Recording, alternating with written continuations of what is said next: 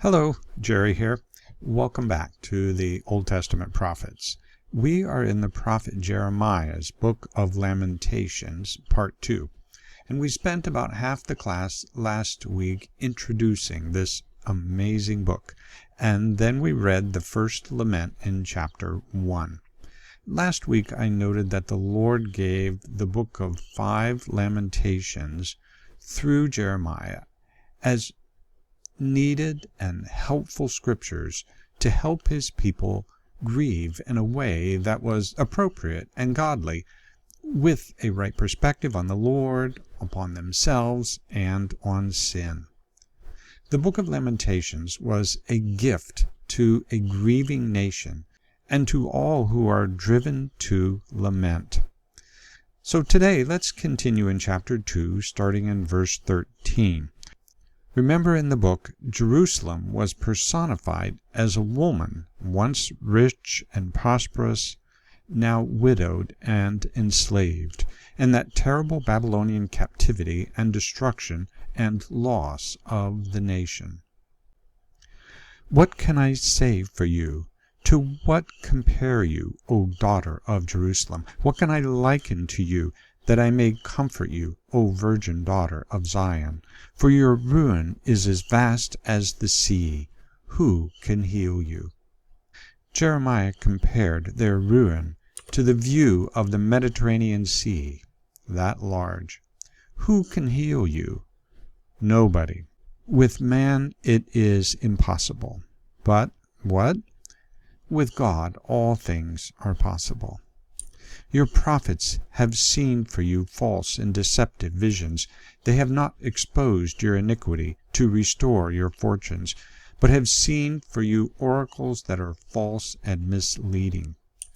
All who pass along the way clap their hands at you. They hiss and wag their heads at the daughter of Jerusalem. Is this the city that was called the perfection of beauty, the joy of all the earth? All your enemies rail against you. They hiss, they gnash their teeth. They cry, "We have swallowed her. Ah, this is the day we longed for. Now we have it, we see it." The Lord has done what he purposed. He has carried out his word, which he commanded long ago. He was thrown down without pity. He has made the enemy rejoice over you, and exalted the might of your foes. So all those neighboring nations were full of mocking and gloating over the destruction of Judah. They were glad, they longed for this day. They hiss and they wag their heads in mockery. This is what wicked people do at the fall of their foes. The language is so similar to what people did against Jesus. As Jesus was physically beaten, the people wanted to add psychological wounds, sarcastic, mocking, filled with seething hatred. They wanted him to suffer completely, within and without, and so against Judah. Their heart cried to the Lord, "O wall of the daughter of Zion, let tears stream down like a torrent day and night. Give yourself no rest, your eyes no respite. Arise, cry out in the night. At the beginning of the night watches, pour out your heart like water before the presence of the Lord. Lift up your hands to him for the lives of your children, who faint for hunger at the head of every street." Wow, powerful metaphors. Let your tears stream down like a waterfall. Even in the night, when the watchmen on the walls, on the Jerusalem walls, are doing their shifts, take time to pray. Pour out your heart like water, like you pour out liquid completely out of a jar. Have you ever poured out your heart like water before the Lord? The Lord was inspiring these laments to teach his people to let all these trials drive them to prayer. Now let's move to chapter 3, where immediately we move from an image of a lady, Jerusalem, to a man. I am the man who has seen affliction under the rod of his wrath. now, not just an ordinary man, but the Hebrew word is of a champion, a valiant soldier or strong man, which adds to the tragedy. Judah was a strong nation. So Lamentations will mourn from Jerusalem personified as both a noble woman and man, a very complete lament. Let's begin in verse 19 and get ready for a big change. Remember my affliction and my wanderings, the wormwood and the gall. Wormwood and gall were bitter herbs used for medicinal purposes, and it is a metaphor for inward deep distress. My soul continually remembers it, and it is bowed down within me. The tragedy and sorrow were continually before him in his thoughts and in memory, so that his soul was bowed down in grief. But this I call to mind, and therefore I have hope. The steadfast love of the Lord never ceases. His mercies never come to an end. I call to mind. He's at the bottom of a bitter pit, so to speak. And as it is said, sometimes it is not until then that we look up, or to God. Here was a crucial moment. The man grasps this biblical truth like onto a lifeline to pull him out of the pit, the steadfast love of the Lord. Now, we have not yet had anything so clear and hopeful in Lamentations until now, and it all begins with looking in a different direction, calling to mind a biblical truth concerning God's unfailing love, trusting in the good and loving character of God. At this time, we need to step back and remember that we're not reading history here. Lamentations is not recording what Judah did, but what Judah should do. Lamentations is inspiring action. When the nobleman says, I call this truth to mind of the steadfast love of the Lord, the intention is that the Jewish readers will follow, and us as well. The Lord, through Jeremiah, used this same word translated steadfast love a lot in Jeremiah, more than any other Old Testament prophet, though his book is longer. For example, go and proclaim these words toward the north, and say, Return, faithless Israel, declares the Lord. I will not look on you in anger, for I am merciful, declares the Lord. I will not be angry forever. The Lord said, I am merciful, using this word, which can be translated love, steadfast love, mercy, tender mercies. He is mercy and love, he says. Give thanks to the Lord of hosts, for the Lord is good, for his steadfast love endures forever. But let him who boasts boast in this, that he understands and knows me, that I am the Lord, who practices steadfast love, justice, and righteousness in the earth. For in these things I delight, declares the Lord. Go and proclaim in the hearing of Jerusalem, Thus says the Lord, I remember the devotion of your youth, your love as a bride, how you followed me in the wilderness, in a land not sown. The word devotion is this word steadfast love. God's people once expressed that back to the Lord, and the Lord is urging them back to that first love. So Jeremiah and the other true prophets preached about God's steadfast love to Judah. As well, Judah could have remembered their long history, how the Lord brought them out of Egypt about 860 years earlier, preserved them through the wilderness, and set them up in the promised land, and protected and blessed the nation. When Lamentations points to the steadfast love of the Lord, this teaching should have been understandable and within reach. Now I should point out a difference in some of the translations in chapter 3, verse 22 because of a textual variant in the Hebrew. Some manuscripts have a first-person plural for the verb ceases, and some have a third-person singular. It's a very small difference, a difference of one little line letter. Tamnu, we will not cease or perish, and tamu, it will not cease.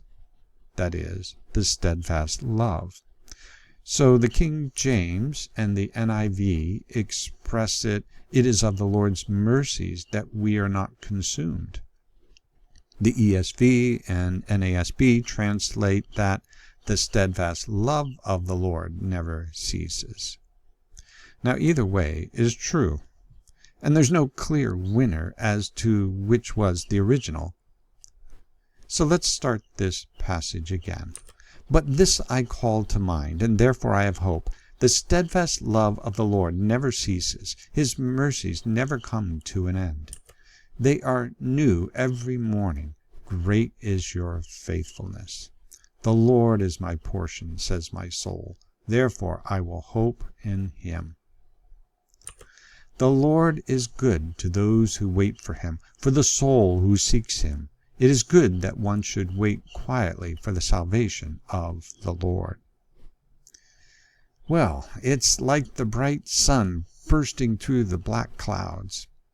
However, there's been no change of external circumstances, has there? Notice the realm that they are talking about. I call to mind, verse 21. The Lord is my portion, says my soul. In all this grief and mourning, here is a really good day. Not in the external circumstances, but within the soul. But it didn't just happen. There was that seeking God mentioned in chapter 1, but even more fervently sought in chapter 2. Notice the actions the man who represents Jerusalem is modeling. I call to mind. That's an action we take. I will hope in him. The Lord is good to those who wait for him, to the soul who seeks him.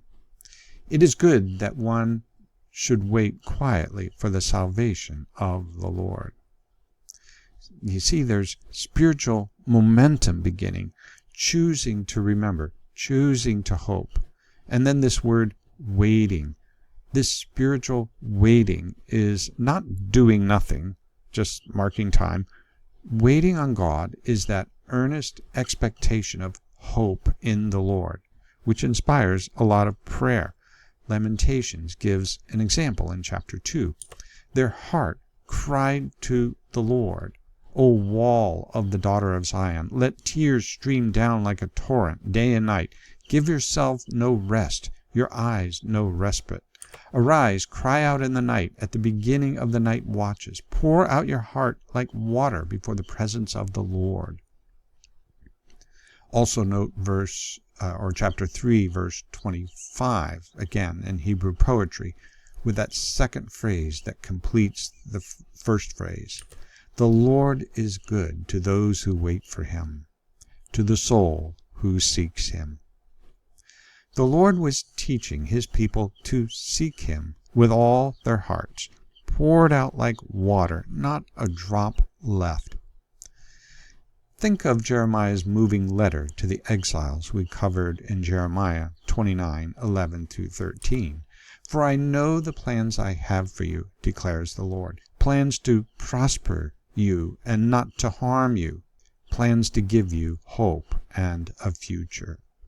But notice what else is involved in the next verse. Then you will call on me and come and pray to me, and I will listen to you. You will seek me and find me when you seek me with all your heart. I will be found by you, declares the Lord. Is not the Lord, through Lamentations, teaching, modeling, urging, enabling his people while they are grieving with all their hearts to also seek him to that same depth? He's not interrupting or manipulating their grief, but he is instructing so creatively through the Hebrew poetry here to look to the Lord in their grief, which was the one right thing to do. Notice Lamentations 3:24. The Lord is my portion, says my soul, therefore I will hope in him. Portion was often an inheritance term, including land. What your portion was in life was your total sum of what you owned and your family. And so to say, the Lord is my portion, was a way of saying the Lord himself is my life. He is of the most value to me above all. Asaph expressed this in Psalm 73, Whom have I in heaven but you? And there is nothing on earth that I desire besides you. Let me try to pull all this together. The man personified as Jerusalem was in the depths of despair, with his nation taken away, his freedoms gone, all his possessions, and even his dignity stripped. All the nations were gloating, glad for Judah's judgment. Jerusalem had nothing, until he called to mind an essential truth. He did have the Lord, his portion. That's all he had. And actually, that's all he needed. The Lord became his hope at a time when no other hope was available. In these few verses, the calling to mind of this truth, his great faithfulness affirmed, and setting his hope on the Lord as his portion in life, all this captures what the Babylonian captivity and judgment was all about, doesn't it? It was to bring his people back to himself. And they were so far astray that the Lord had to strip them of practically everything but life itself, and to put them at the very bottom of this grievous, bitter pit, to get them to look up to the Lord, and to call to mind something way inside, the truth of the Lord's steadfast love. A little flame the Lord had been nurturing through the prophets, and maybe others in the remnant. This wonderful passage is the capstone of this whole book of Lamentations. It's right at the center of the middle of chapter 3, which is the center chapter of the book. It is like a glorious mountaintop with God's glory shining around it. And, of course, we get the amazing hymn, Great is Thy Faithfulness, from chapter 3, verse 23, which was written by Thomas Chisholm, a former Methodist minister in 1923. Let me tell you about him. Thomas had a wonderful family and ministry, but not good health. His decline in health forced him to leave the ministry. He worked selling life insurance and continued writing poetry. A lot of hymns were inspired by some great experience or some significant trial or tragedy, but the hymn, Great is Thy Faithfulness, did not spring from a single event, but from a long period of God's faithfulness. In his last years, he wrote, My income has never been large at any time due to impaired health in the earlier years, which has followed me until now. But I must not fail to record here the unfailing faithfulness of a covenant-keeping God, and that he has given me many wonderful displays of his providing care, which have filled me with astonishing gratefulness. Well, that's what we should have, isn't it? Astonished gratefulness. It's very evident Thomas studied the Lamentations passage and just didn't cherry-pick that phrase. Notice, Great is Thy faithfulness, O God my Father. There is no shadow of turning with Thee. Thou changest not. Thy compassions, they fail not. As Thou hast been, Thou forever will be. Which is a great poetic expression of Lamentations 3:22. The steadfast love of the Lord never ceases. Or if you prefer the other variant, it is of the Lord's mercies that we don't perish. His mercies never come to an end. Morning by morning new mercies I see. All I have needed thy hand hath provided. Great is thy faithfulness, Lord, unto me. Lamentations 3:23. His mercies, are new every morning. Great is your faithfulness. Notice how Thomas was applying the word to himself. Great is thy faithfulness, Lord, unto me. Leading the reader or singer to do the same.